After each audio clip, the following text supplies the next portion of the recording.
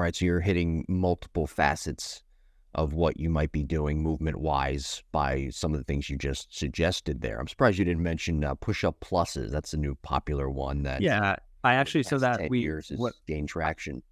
I call, like, what we call a yoga push-up is the Sure. combination of a push-up into a downward dog. That's one of my favorite ones because it gets the whole shoulder blade moving. It helps you stabilize through, and then things like shoulder taps, and there's thousands of exercises that you can design in terms of just creating a well-rounded program, like bear crawling before. Yeah, I have a lot of my athletes that are dealing with shoulder or elbow pain. They'll actually get into like a bear crawl position and go for 10-yard bear crawls, not to the point of fatigue, but just the point of really feeling like you primed your system and you warmed up. And I always tell people there are a few crucial elements of a warm up. The first should be to just elevate your body temperature, get yourself breathing a little heavy, sweating. You'll actually elevate the temperature of your muscles, which will make them a little bit more pliable. And then the next important one should be you want to warm up the muscle groups that you're going to use. That's where like the band work comes in. But then more than anything is you want to warm up the patterns you're going to use at the intensity you're going to use them, right? And this, simply put, if I said to any baseball or softball player or parent, your whole warm up routine for throwing, you're never going to throw more than 50% intensity during your warm up routine. Mhm. That doesn't make much sense, right? Because if I have to get in the game and throw 100%, don't I want to throw 100% in warm ups? Absolutely, you do.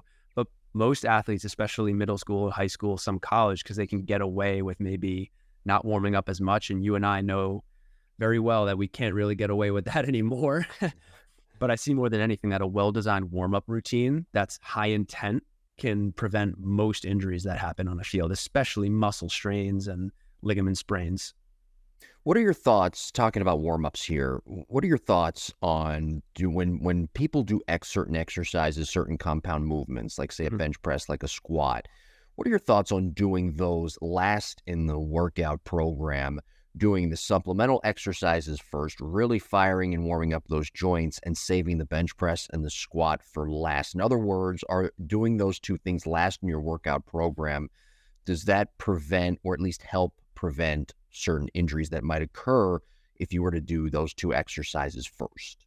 So it's a great question. And I think I do talk exercise prescription with people. So besides being a chiropractor and in the sports rehab field, my background is in strength and conditioning Mhm. as well. So I try and blend the two of those. And in my opinion, rehab is really just strength and conditioning, but it's masked based on what you're dealing with at a given time and very focal, I'd say more so. But my goal is always to return to people to a more of a performance look.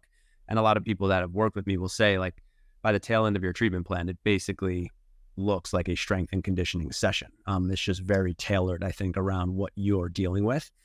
I think my thoughts on that are you typically want to structure the exercises that are including like the highest output of energy early on, and the ones that I think have the highest risk for not necessarily injury, but the highest risk for going wrong. So I like to structure the first like power movements. If you're doing something like sprinting or jumping, that's usually structured in the beginning of the workout, followed by any heavier compound movements. But with the preface that if we're structuring the workout, I include the warm up in the actual workout itself, right? So to go on your point, what I think you were getting at was I make sure that an athlete is thoroughly warm, that they've prepped the movement. Now, so if we're doing a deadlift, for example, I might have them do different versions of a hinge, like body weight, single leg RDLs or single leg hinges to prep that movement pattern, warm up that muscle group, and then gradually load a barbell for a deadlift. So I think it's never a good idea to just use the movement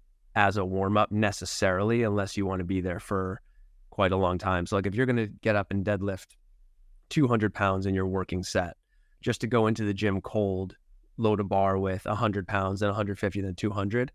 I think there's definitely a better way to go about it than that. But I also don't like saving the compound movements till the end, because you do want the majority of your energy put forth into those movements because they do require more of your energy.